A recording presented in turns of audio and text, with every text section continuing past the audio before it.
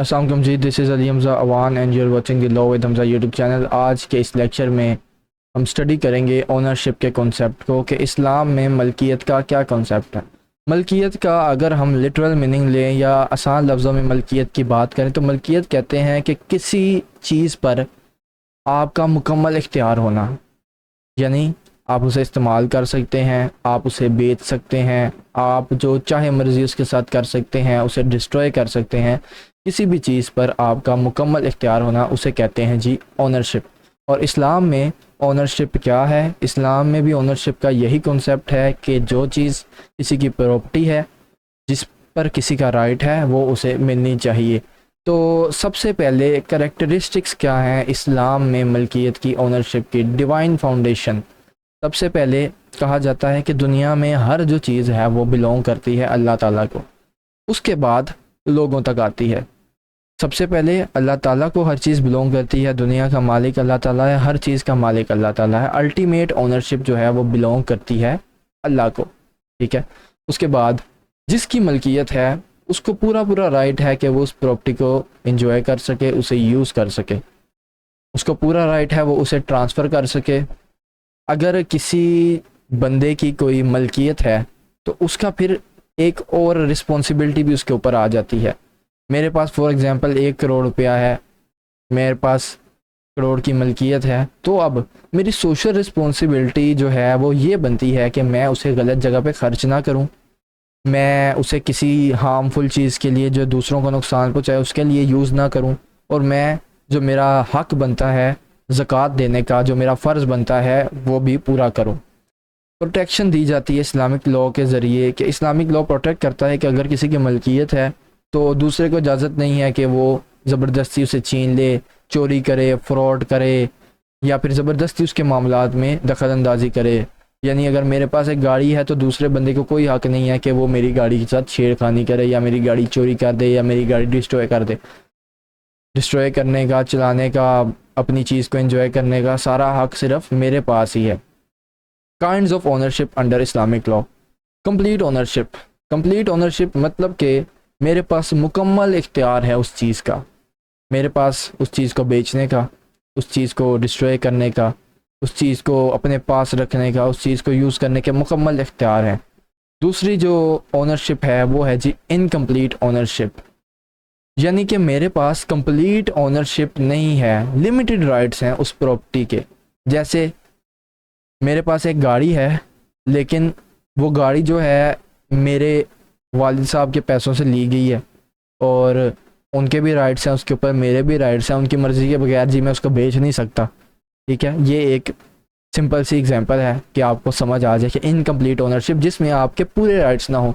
Ownership आपके पास हो, जैसे मेरे पास घर है लेकिन मैं उसको तोड़ नहीं सकता, डिस्ट्रॉय नहीं कर सकता। क्यों? क्योंकि उसमें जो है मेरे भाइयों का हिस्सा भी है। तो लिमिटेड राइट्स हों आपके किसी भी प्रॉपर्टी पर, कंप्लीट अथॉरिटी ना हो, उसे कहते हैं इनकम्प्लीट ओनरशिप।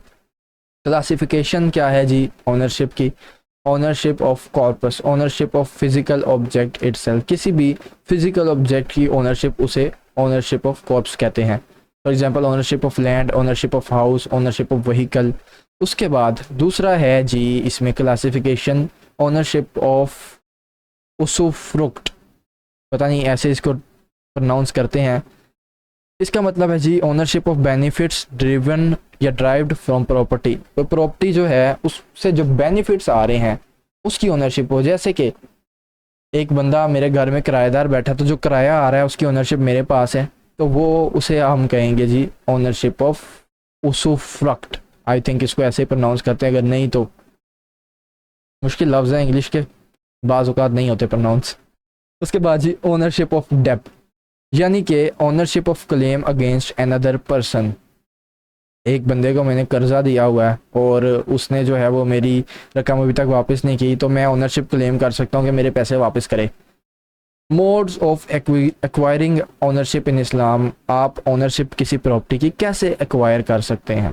फॉर एग्जांपल जो पहला मोड है वो है जी ऑक्यूपेशन ऑफ ओनरलेस प्रॉपर्टी। किसी प्रॉपर्टी का कोई मालिक नहीं है, मैं जाके उसे इस्लामिक लीगल सिस्टम के मुताबिक एक्वायर कर सकता हूँ। अगर कोई बंदा मेरे एक्वायर करने के बाद वहाँ पे नहीं आता कि ये मेरी प्रॉपर्टी है, तुमने क्यों एक्वायर किया है, तो वो प्रॉपर्टी मेरी मलकियत बन सकती है। परचेज़ और सेल के ज़रिए मैं कोई प्रॉपर्टी ख़रीद के उसे एक्वायर कर सकता हूँ, या मैं कोई बेचता हूँ तो दूसरा बंदा उसे एक्वायर कर सकता है। इनहेरिटेंस के ज़रिए, विरासत के ज़रिए मैं कोई प्रॉपर्टी एक्वायर कर सकता हूँ। गिफ्ट के ज़रिए मैं कोई प्रॉपर्टी एक्वायर कर सकता हूँ कि मुझे कोई गिफ्ट कर दे, या विल यानी किसी की विल के ज़रिए मैं कोई प्रॉपर्टी, किसी की विरासत के ज़रिए मैं कोई प्रॉपर्टी एक्वायर कर सकता हूँ। और एक्सचेंज के ज़रिए एक प्रॉपर्टी देने के बदले मैं दूसरी प्रॉपर्टी लेके वो प्रॉपर्टी एक्वायर कर सकता हूँ, ठीक है। या मैं किसी प्रॉपर्टी का सक्सेसर बन सकता हूँ कि कोई प्रॉपर्टी मुझ तक आई है, मैं उसका सक्सेसर हूँ, किसी की डेथ के बाद वो मुझ तक आई है, वो मैं एक्वायर कर सकता हूँ। तो ये है जी modes of acquisition of property under Islamic law. उसके बाद है जी राइट्स क्या है मेरे। अगर मैं किसी प्रॉपर्टी का ओनर हूँ तो मेरे राइट्स क्या हैं। राइट टू पोजेशन, मैं उस प्रॉपर्टी को अपने कब्ज़े में रख सकता हूँ, या मेरी मर्ज़ी है मैं उसको किराए पे दे सकता हूँ। यूज़ करने का राइट है। राइट टू इन्जॉयमेंट, मैं उस प्रॉपर्टी को इन्जॉय कर सकता हूँ, मैं उस प्रॉपर्टी से बेनिफिट्स हासिल कर सकता हूँ। अगर मेरे पास गाड़ी है तो मैं उसे चला सकता हूँ, लॉन्ग ड्राइव पे जा सकता हूँ, ये मेरा राइट है। राइट टू ट्रांसफ़र, मेरी मर्ज़ी है मैं अपनी प्रॉपर्टी को किसी को सेल करूँ, गिफ्ट करूँ, या मैं उसको डिस्ट्रॉय कर दूँ, ठीक है। राइट टू प्रोटेक्शन, मैं अपनी प्रॉपर्टी को प्रोटेक्ट करने के लिए लॉ के पास जा सकता हूँ कि मेरी प्रॉपर्टी को नुकसान पहुँच रहा है, किसी बंदे ने मेरी प्रॉपर्टी पे कब्ज़ा कर लिया है, तो अब उसे प्रोटेक्ट किया जाए, ठीक है। रिस्ट्रिक्शंस ऑफ ओनरशिप इन इस्लाम, इस्लाम में जो है वो अब क्योंकि इस्लाम ने मुझे राइट्स दे दिए हैं, लीगल राइट्स मुझे मिल चुके हैं, मैं अपनी प्रॉपर्टी को एंजॉय कर सकता हूँ, सेल कर सकता हूँ, जो चाहे कर सकता हूँ, लेकिन कुछ मेरी ड्यूटीज़ भी हैं, कुछ रिस्ट्रिक्शंस भी हैं।